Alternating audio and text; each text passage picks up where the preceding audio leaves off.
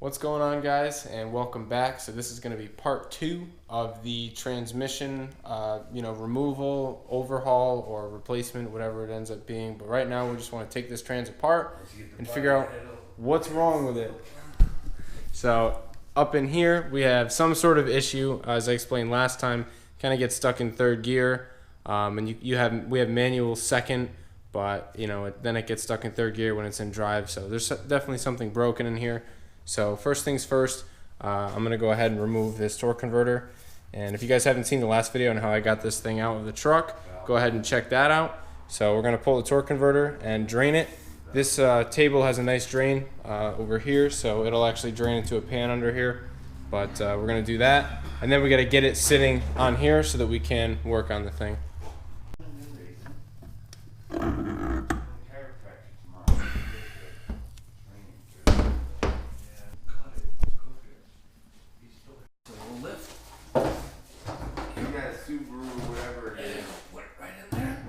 Expensive one, but a good one. Probably a little bit more. Probably too much. So we got this thing propped up here on the trans bench. I mean, it's definitely going to be difficult to do this if you don't have the trans bench. But yeah, torque converter is draining, as you saw. So now my next step is going to be to remove these T50 torques here, take off the bell housing, and that'll give us better access here. We'll take off the seal here that seals it on the torque converter, and then we'll proceed to taking the pan back off, and we will have to take off the valve body if we want to get the rest of it apart.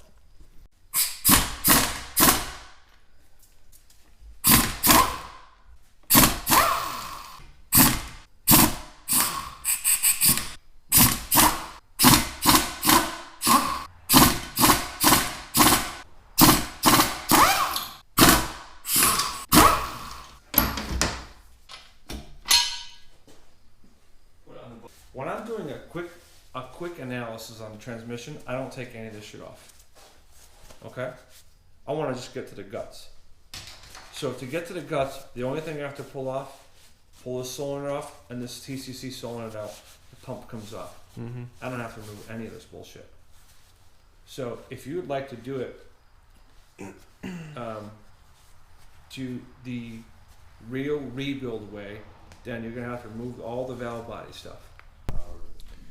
So there's a couple of ways we can go about actually taking this apart. I have the pan off here, and you have your whole valve body here, and you can take the valve body off, but there's a lot of little ball bearings in there, and there's a lot of things that can get lost. It's definitely doable, but I think we're just going to save some time here, and we're just going to pull the pump off itself, and then we'll be able to pull all the guts out, because we're just trying to see exactly what went wrong with this, and we don't believe it's a valve body issue, so that's kind of a waste of time. So what we're going to do is just pull out these two solenoids right here. This one, because it's in the way here, and this guy actually goes down into the pump as well as the filter. So the filter's got to be out, and this guy also has to be out because they're in the pump and they prevent us from pulling the pump out here.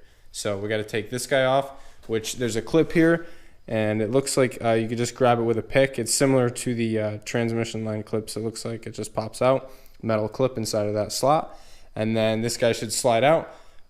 We could just put him to the side, take out these two 10s, and pull this guy out, and then we should be ready to bust all these bolts off here and pull out the guts.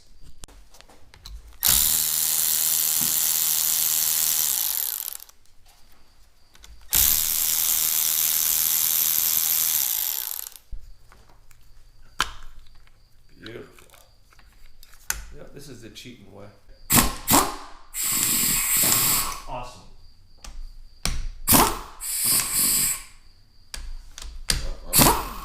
Take one out of a Colorado. Auto supply. Just kidding. Problem is you need. Yeah. So this is the way, if you don't really have the right tool, this is the way that you can do it with a couple of pairs of vice grips. So you just kind of get it on the edges of the pump right here. You can see not going down too far because there's a seal that rides down there. I already bump this guy out so it's loose, so I'll just show you guys. But you basically just want to get up in here and you can pry. You can see it's prying up on the pump a little bit. So you get in here, and that way Yeah, see? We're moving the pump a little bit. We're just gonna go on each side. A little more.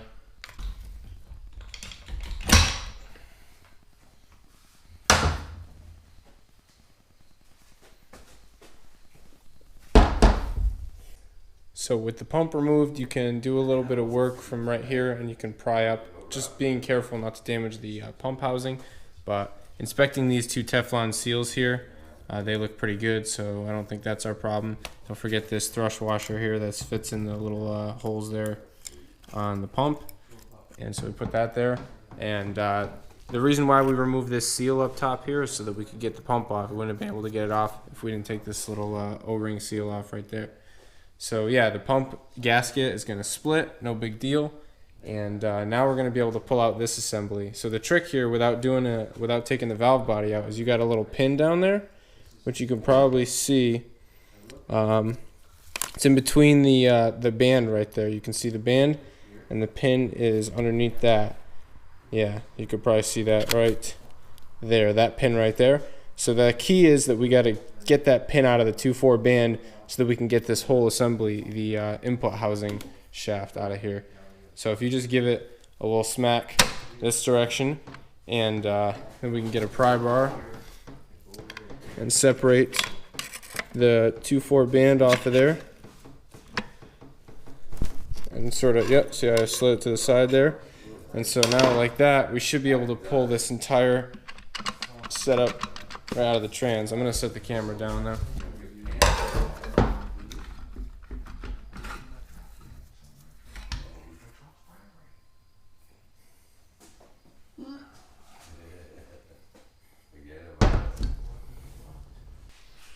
Alright, so we got the entire assembly out here on the bench, and we have the 2-4 clutch assembly and the housing right here, and we have all of our clutches in here. So I pulled this guy off of our input housing, and now we have this snap ring that I already took out.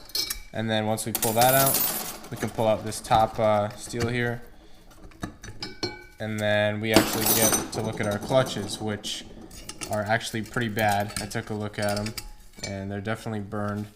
So you can see on this one, we've got clutch material right here and nothing right here. So we're completely worn down. And if you take a look at the rest of them, it is more of the same. So we've got, yeah, a little more wear on this side than we do on this side. There's still a little material on this one, but all in all, these clutches are pretty bad. So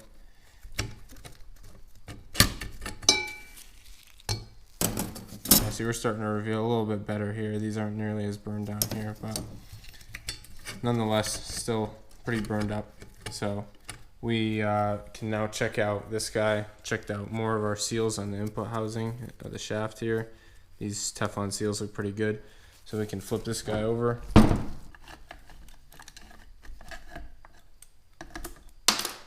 That's normal. All those pieces are coming out. Yep. Mm-hmm. That's the 3-4 clutches were not so bad. Alright, so after another snap ring, I was able to take out the 3-4 clutches, and we can look at these guys. They look a little bit better. They do look a little bit worn right here on the teeth. Some of them look pretty bad, but all in all, there's definitely some clutch material left on these guys. Not as bad as the 2-4. But yeah, now we can get to, this is the Overrun Clutch. So we got to pull out this one more snap ring here, just pry that one out, and then we'll get to these other clutches in here. So upon editing this video, I kind of realized that I didn't really film much of an outro.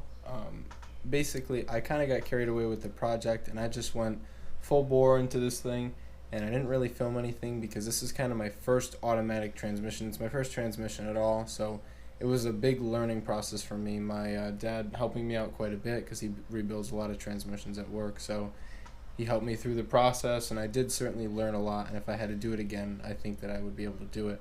But to do it all in film when I don't really know what's going on is pretty tough and can get frustrating. So this is really all the footage I have of the actual rebuild itself. I just reinstalled it today, and this thing shifts great. We basically just bought all the overhaul parts, rebuilt the thing. It took us quite a while. We were waiting for parts for a long time, but we got a new torque converter in it, went through the whole valve body, just did a complete rebuild on it. We followed the service information from GM, so everything is within tolerance and spec. Used feeler gauges, did everything we needed to. It runs great. So there's that. This is going to be the end of this video though, so that's about as far as I got into the disassembly with filming it. But I'd like to say I want to pick back up with the regular upload schedule just every few days. I should be able to pick back up working on my car pretty soon. I think I have something in the works.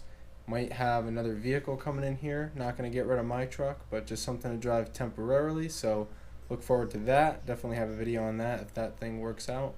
But I will show you guys that. You'll just have to wait and see what that ends up being in the works here.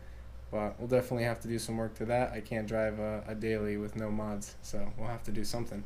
But yeah, hopefully you guys enjoyed the video. If you did, like, and to all of you that are staying in there, you know, with me and you know, supporting me, you guys always comment and say, you know, how much you like the content and that I gotta keep doing it, and I am gonna keep doing it. So don't worry, I'll be back. More videos are coming. I'm gonna start working on the bumper on the Honda pretty soon.